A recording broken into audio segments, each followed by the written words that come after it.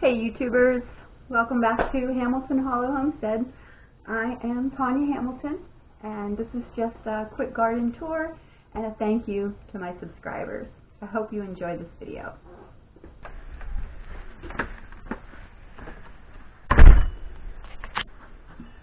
What a beautiful day. So here are my marigolds. They have not been getting watered properly. I watered them early this morning, so they look a little bit brighter than first thing this morning, and I'll water them again later. This big bushy shrub is my azalea. In the springtime, around May, they have big pink bunches of flowers that are really beautiful. Hanging baskets I bought from a fundraiser in the fall. Now these were much more lush and full earlier in the season, but like everything else just recently, they have not been well cared for.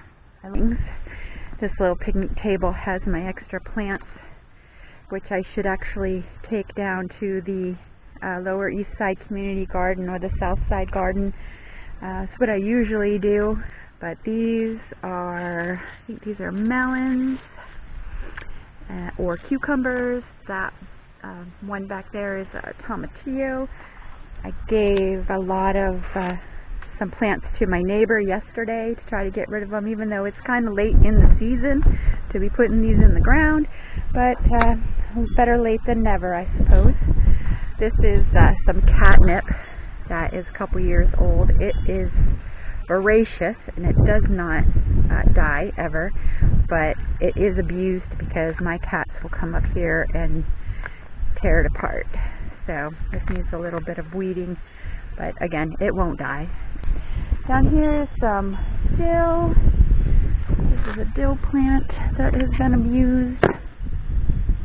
These are my basil plants, which I first bought these at the grocery store and potted them separately into separate pots, and I keep pruning them and getting basil from them, and they just keep regrowing.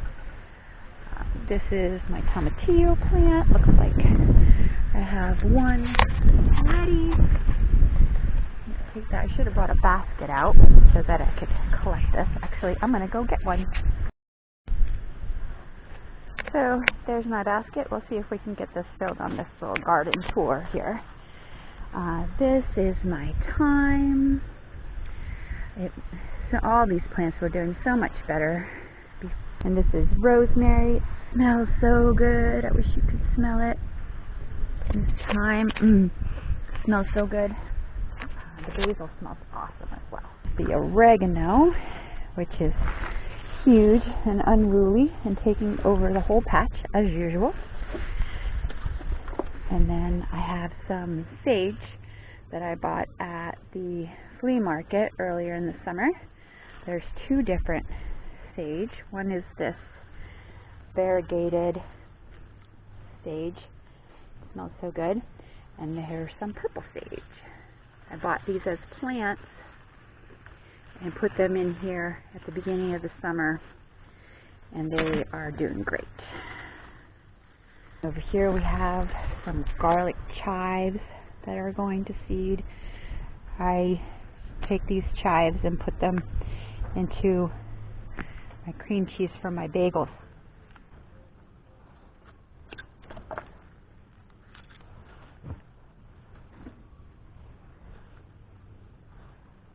I don't want to cut the seed pods. They don't taste good. And I like it that they seed.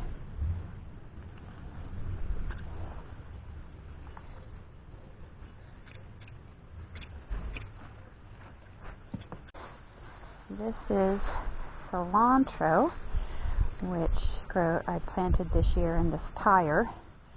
And it has gone to seed, which it does whenever it gets too cold. So I'm going to save these seeds from the cilantro so that I can grow them again.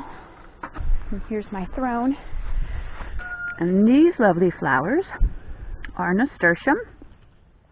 These are edible flowers. They taste a bit like radishes. These came from a packet that seemed to have all different colors. The flowers are very sweet. This nasturtium is completely edible, the leaves and the flowers. The flowers are much sweeter than the leaves, of course, because of the honeysuckle, but they're also beautiful. In this garden bed we have peanuts. So peanuts, if you've never grown peanuts, require space because the flowers grow fine things that go into the ground, and that is where the peanuts come from. The peanuts grow under the ground, but the plant itself has to grow up before it can grow down. Let's see if I can find one. Peanuts are pretty easy to grow as long as you keep them well weeded and well watered, just like any plant, really. Peanuts grow out and up, and then they will put out these little vines that go into the ground, and it's the peanut that is growing into the ground. So when it comes harvest time, we're going to be digging that portion up to get to the peanuts. And then in between my peanuts, I have this stevia plant that I bought at the same farmer's market or flea market that I bought the sage from. This stevia tastes just like sugar.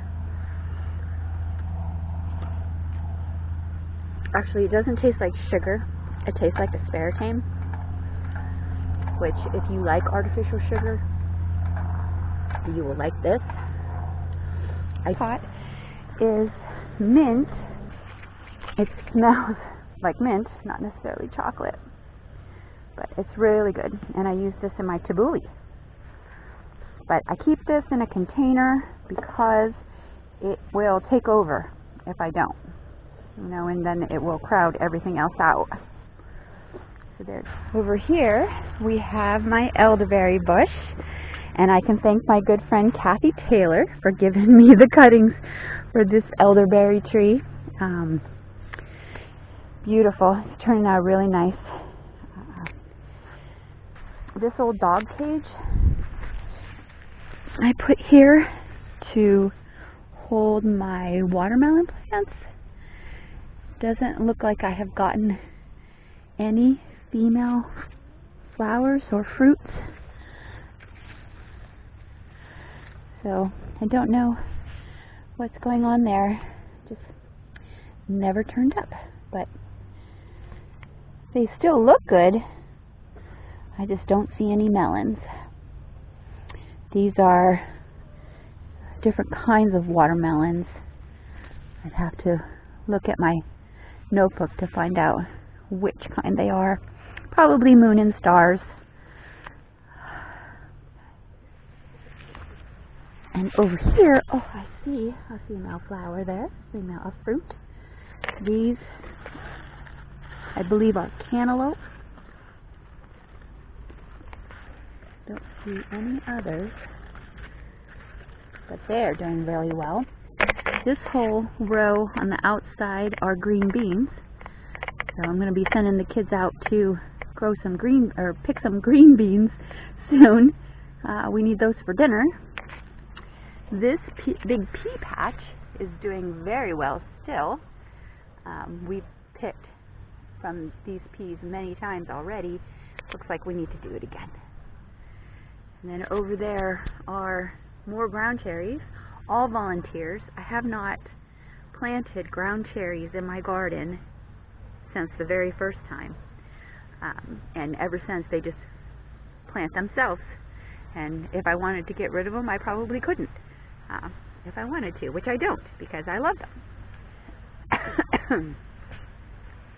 So, anyway, if we move on down this line, I did this one plant. This is the only sugar pie pumpkin plant that I planted this year. There is a fruit. Awesome. So we'll wait and see if that gets big enough and see if we can't have pumpkin pie. And the rest of these melons are either cantaloupe or Kajari melons. I'm not sure which. So getting a little bit overwhelmed by the green beans on the other side. I planted the green beans thinking that they were bush beans, but they are actually vining quite a bit and sort of taking over real estate in the melons. So more bumblebees, no honeybees.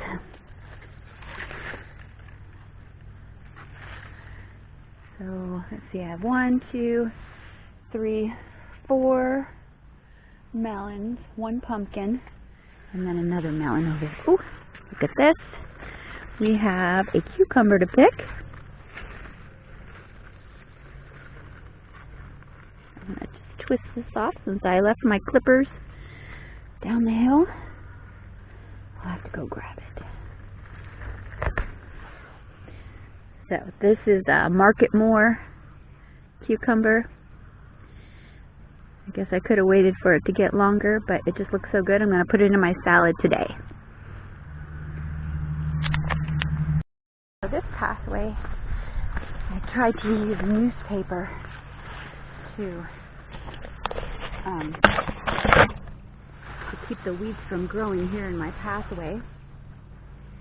And I don't think I would use newspaper again.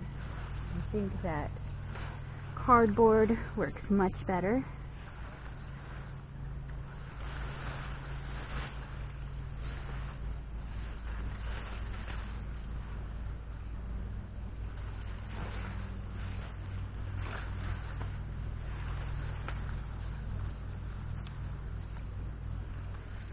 My husband and I have a disagreement about peas growing in the garden.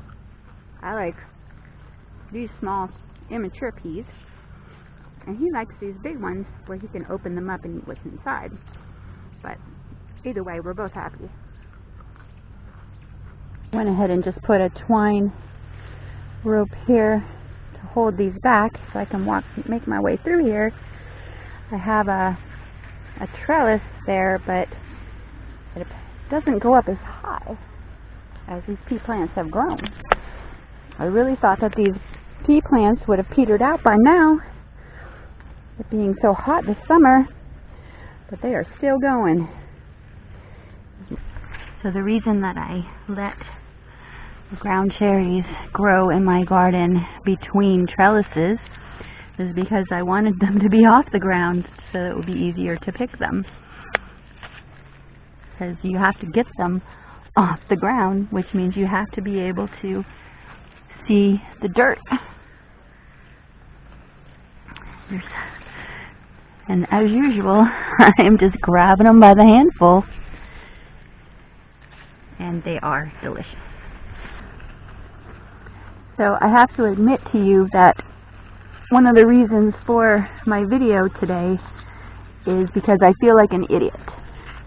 Just to give you a little backstory, my son, who's started high school this year, wanted a YouTube channel. So I set him up with a YouTube channel. He had wanted it for recording himself and his brother on their bicycles doing stunts, but it has evolved into a channel devoted to Percy Jackson, if you've ever read the Percy Jackson books. So that aside, yesterday when I posted a video with my channel update, he showed me where I could find out about my subscribers and where I could look at the subscribers. And even though I've had my YouTube channel for 5 years or so, I didn't know where to find that information. Not that I ever looked for it. I would get email notifications that told me that I had subscribers, and sometimes it would even tell me who subscribed so that I could subscribe back. But as it turned out, there were people, I have 57 subscribers now, and when I looked, I saw that there were people subscribed that I hadn't subscribed back, so I did. Lo and behold, this morning I went into my YouTube subscriptions and found that Mr. Kenny Rice, who I just love to death, he is a wonderful man. If you've never met Kenny, one of the videos that he posted 4 years ago plugged my YouTube channel, and I had no idea. So I want to apologize to Mr. Kenny Rice. And Kenny, I'm sorry that I never saw your video. I did not know that you had plugged my channel. And you did such a wonderful job, and I appreciate it so much. So this is my thank you and my apology. And he mentions in there that I am the local YouTuber, and there are many more. I'm going to tell you. There is Auto Alley, and there is, you know what, I can't remember her name, but I will put it in the notes.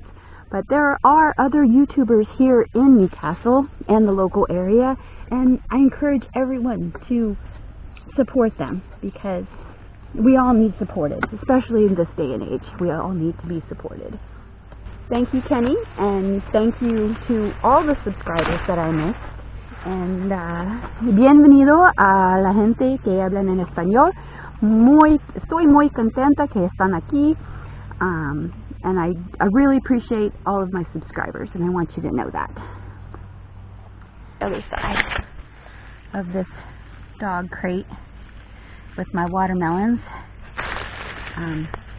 This particular planting, this area with my watermelons, actually I weeded the area, I put newspaper down, and then I put the cage on top of the newspaper to keep it from blowing away. Then I put compost on top of the newspaper with the cage in place, and then when I put the transplants in, I cut holes in the newspaper and stuck them in the ground. So this is probably the most weedy area, because I didn't use the broad fork to dig up all of the plants that were in this bed by the roots, which I usually do. So that being said, maybe they have been getting too much competition from these weeds, and maybe that's why they didn't do as well as I had expected. Is the blueberry tomatoes, which I have grown in the past. Tomato plants, those are tomato plants and ground cherries and peas, all growing side by side. In this bed next door, I have sweet potatoes. These were sweet potatoes that sprouted in my kitchen, and I planted them in the garden, and here they are, growing. I have 2 plants. There were 3, but one didn't make it. So there they are, growing sweet potatoes. These tomato plants, there wasn't anything here in this garden bed, so while I was pruning some tomato plants, I just stuck them in the ground here.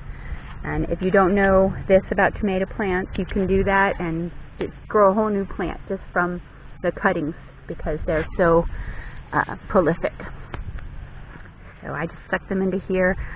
Doesn't look like they have any fruits on them yet. I don't even know what kind they are. But if I get some tomatoes, that's great.